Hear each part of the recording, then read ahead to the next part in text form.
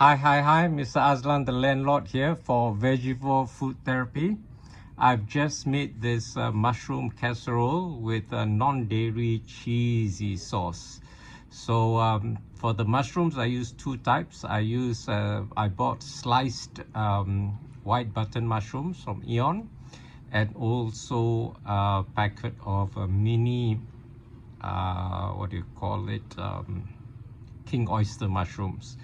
So what I did was I cooked them together with one ingredient, sweet potatoes, which I use for my non-dairy sauce. So the sweet potato, I use one small piece. It just so happened where I bought it, I was in a hurry. They only had white flesh ones.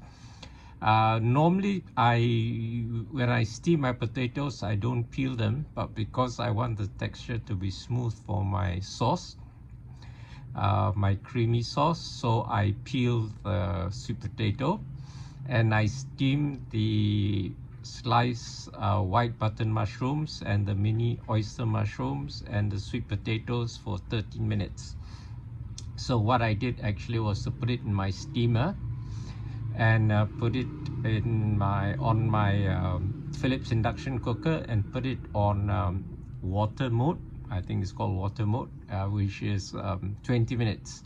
So it takes 7 minutes for the water to start boiling vigorously, and then it will cook for another 13 minutes before switching itself off. So I find that really convenient because the sweet potato won't go soft enough unless you cook it for 13 minutes.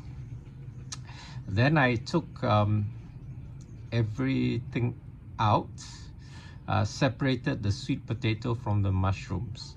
So in the meantime, while I make the sauce, I dry up the mushrooms by putting both these mushrooms into my air fryer for 5 minutes on 200 degrees Celsius, just to like dry them out. Okay.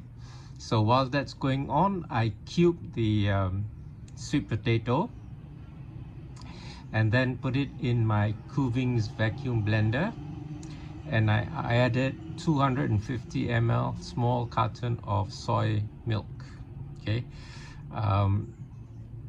and 1 heaped teaspoon of my super seaweed, 2 heaped teaspoons of my dried herb blend, and 1 teaspoon of my chaat masala, and 10 turns of white pepper. So I've run out of my kampot pepper and my black pepper, so I use local white pepper, Sarawak white pepper, 10 turns of that. And then I put 2 heaped teaspoons of this stuff. Now this stuff is a necessary ingredient. It's a critical success factor. It's lecithin powder. This brand happens to be Radiant, but there are other brands. I think I got this from either Village Grocer or from Eon. It's about 26 to 30 ringgit for a jar like this. Okay. Now, if you can't get lecithin powder, you need to get this stuff. This is frozen edamame, which have already been peeled. Okay, so I got this from Eon. It says Muki green soybeans, and then everything else is in Japanese. Anyway, why you need to use edamame? Edamame is actually green soybeans, and they contain lecithin, which is the same stuff as this stuff. Now, lecithin is an emulsifying agent.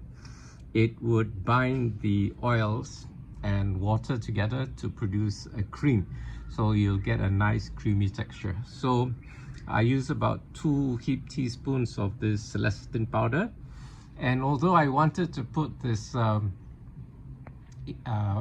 edamame, now edamame usually comes cooked together with the shells, you know, but these ones are already peeled, so I was glad I found this at Eon.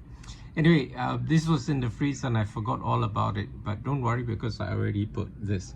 So you can put both, or either or just one, or you know, of them.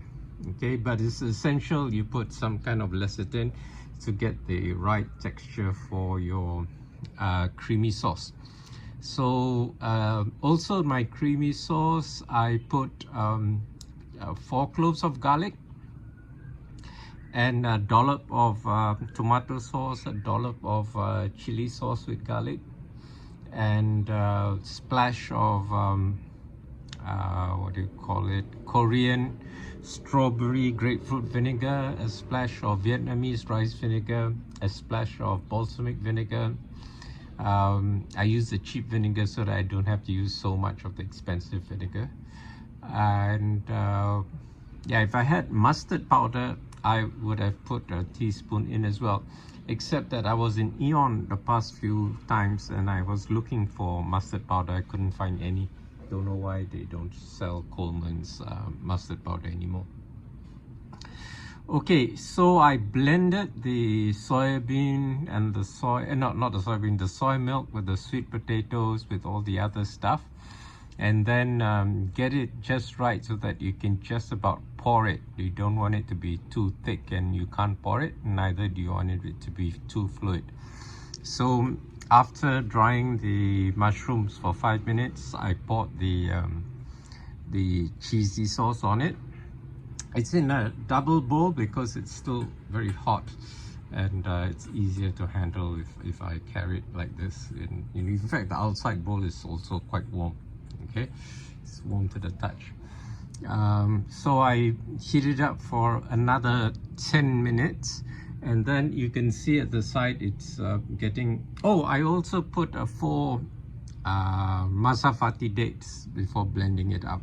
Okay, just to take the edge of the vinegar, add a little bit of sweetness.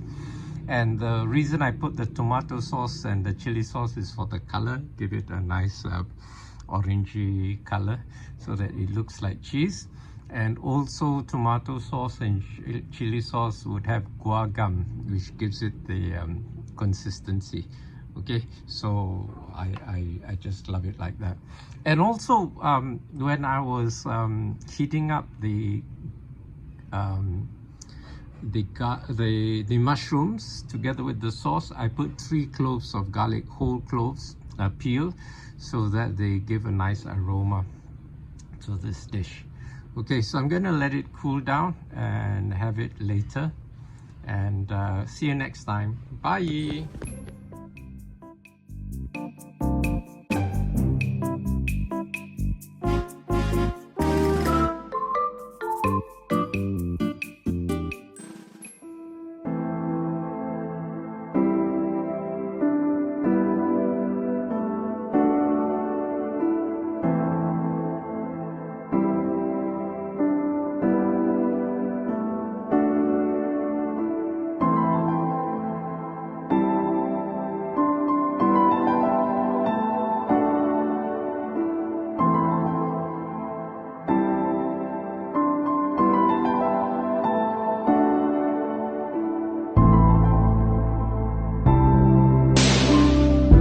Share your thoughts in the comments below. Don't forget to like this video and subscribe to our channel to show your support.